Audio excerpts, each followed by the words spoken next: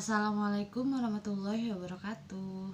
Di video kali ini saya akan mengisahkan kisah tentang cerita rakyat. Selamat menyaksikan. Baik, cerita rakyat yang akan saya kisahkan yaitu berjudul Cerita Rakyat Nyi Roro Kidul Laut Selatan. Kisah Nyi Roro Kidul sebagai penguasa Laut Selatan menjadi cerita rakyat Jawa yang sangat terkenal.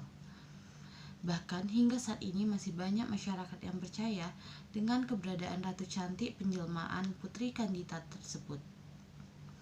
Walau demikian, banyak sekali versi mengenai cerita rakyat Nyi Roro Kidul. Legenda Ratu Laut Pantai Selatan Nyi Roro Kidul akan saya kisahkan.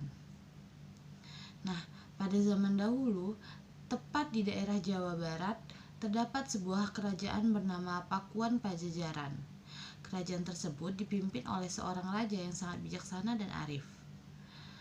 Rakyat di bawah kekuasaannya sangat bahagia dan menghormati sang raja karena kepemimpinannya membuat hidup para rakyat sejahtera. Raja tersebut bernama Raja Prabu Siliwangi. Sang Prabu mempunyai cukup banyak anak. Salah satunya bernama Putri Kandita. Ia adalah seorang gadis yang sangat cantik jelita, baik hati dan memiliki sifat yang sama seperti ayahnya. Sang Prabu Siliwangi sangat menyayangi Putri Kandita, dan seiring bertambah usia, Putri Kandita semakin memiliki paras yang cantik dan area. Ia merupakan anak tunggal, maka ialah sang calon pewaris tahta Raja Prabu Siliwangi kelak. Mendengar keinginan Prabu Siliwangi untuk menjadikan Putri Kandita sebagai penerus tahta, para selir dan anak-anaknya tidak setuju. Mereka tidak rela jika Putri Kandita yang akan menjadi ratu kelak. Suatu hari, para selir dan anak-anaknya berkumpul untuk merencanakan siasat jahat untuk menyingkirkan Putri Kandita dan ibunya keluar dari istana. Untuk melancarkan rencananya, mereka meminta bantuan kepada seorang penyihir sakti yang tinggal di sebuah desa terpencil yang memiliki berbagai macam ilmu hitam. Suatu hari tanpa sepengetahuan raja, para selir dan anaknya mendatangi penyihir tersebut dan dengan memberikan imbalan yang diminta sang penyihir, selir dan anaknya ingin Putri Kandita serta permaisuri diberi kutukan agar tidak menjadi pewaris tahta sang raja. Tanpa menunggu lama, sang penyihir melaksanakan tugasnya. Dengan ilmu hitam, ia menyihir Putri Kandita dan ibunya agar menderita penyakit kista. Suatu hari ketika bangun dari tidurnya, Putri Kandita dan ibunya berubah menjadi buruk rupa. Tubuh yang awalnya mulus, bersih dan kuning langsat seketika berubah. Tubuh keduanya dipenuhi dengan borok dan mengeluarkan bau yang tidak sedap. Putri Kandita dan sang permaisuri mengidap penyakit kusta yang tak kunjung sembuh. Prabu Siliwangi yang merasa heran melihat penyakit aneh kedua orang kesayangannya itu langsung memanggil tabib istana untuk melakukan pengobatan. Tetapi setelah dicoba dengan berbagai macam ramuan, sang tabib istana tetap tidak dapat menyembuhkan mereka. Penyakit Putri Kandita dan ibunya bertambah parah. Tubuh mereka semakin lemah karena tidak dapat mencerna makanan dan minuman. Putri Kandita yang masih muda dapat bertahan menghadapi penyakit yang dideritanya. Namun sang ibunda ternyata tidak dapat bertahan hingga akhirnya menghembuskan nafas terakhir. Putri Kandita dan raja sangat terpukul dengan meninggalnya permaisuri. Selama berhari-hari, Raja Prabu Siliwangi termenung sendirian. Ia merasa sangat sedih karena orang yang paling dicintainya sudah meninggalkan dunia terlebih dahulu.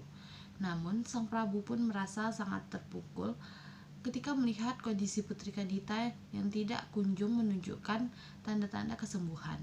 Ia merasa sangat cemas karena Putri Kandita yang akan menggantikan tahta kerajaan. Suatu hari, para selir dan anak-anaknya datang menemui raja untuk menghasut agar Putri Kandita diusir. Awalnya raja menolak, namun karena takut penyakitnya menular, dengan terpaksa Prabu Siliwangi menyetujui usulan tersebut.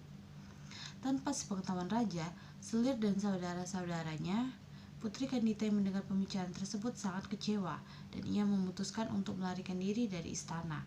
Dalam suasana hati yang sedih, bingung dan tidak menentu, Putri Kandita berjalan keluar dari istana tanpa tujuan yang pasti. Selama berhari-hari ia berjalan tanpa arah hingga akhirnya tiba di pesisir pantai selatan Pulau Jawa yang memiliki banyak batu karang dan ombak besar. Di salah satu batu karang itu dia temukan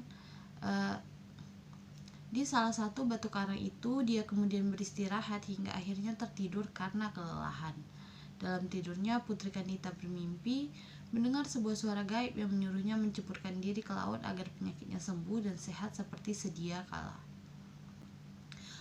Ceburkanlah dirimu ke dalam laut, Putri Kandita, jika kamu ingin sembuh dari penyakitmu.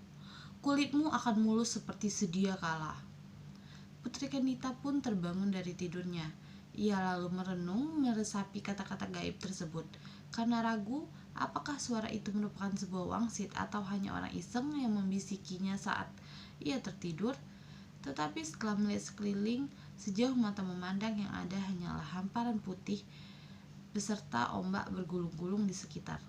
Oleh karena itu, yakinlah Putri Kandita bahwa suara gaib tadi merupakan sebuah wangsit yang harus dilaksanakan demi kesembuhan dirinya. Meyakini bahwa suara itu sebuah wangsit, Putri Kandita segera melakukan yang diperintahkan. Sangat ajaib, ketika menyentuh air, seluruh tubuh Putri Kandita yang dihinggapi borok berangsur-angsur hilang dan menjadi mulus kembali. Kesembuhan Putri Kandita tidak membuatnya kembali ke istana. Dia lebih memilih untuk menetap di pantai selatan dan berbaur dengan penduduk sekitar yang sebagian besar berprofesi sebagai nelayan.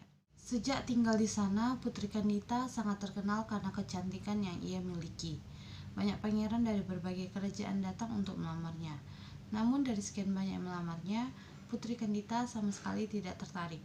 Sebagian dari mereka mundur karena Putri Kandita mengajukan syarat yang sangat sulit. Salah satu syaratnya adalah mengadu kesaktiannya di atas gelombang pantai laut. Namun sebagian dari mereka yang menerima syarat. Ternyata dari sekian banyak lelaki yang beradu kesaktian, tak seorang pun mampu mengalahkan Putri Kandita. Mereka akhirnya menjadi pengikut setia yang selalu mengawal sang putri kemanapun dia pergi. Sejak itulah Putri Kandita dikenal sebagai Ratu Penguasa Laut Selatan Pulau Jawa, yaitu Nyai Roro Kidul.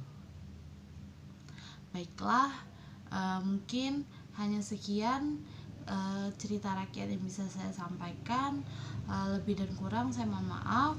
Wassalamualaikum warahmatullahi wabarakatuh.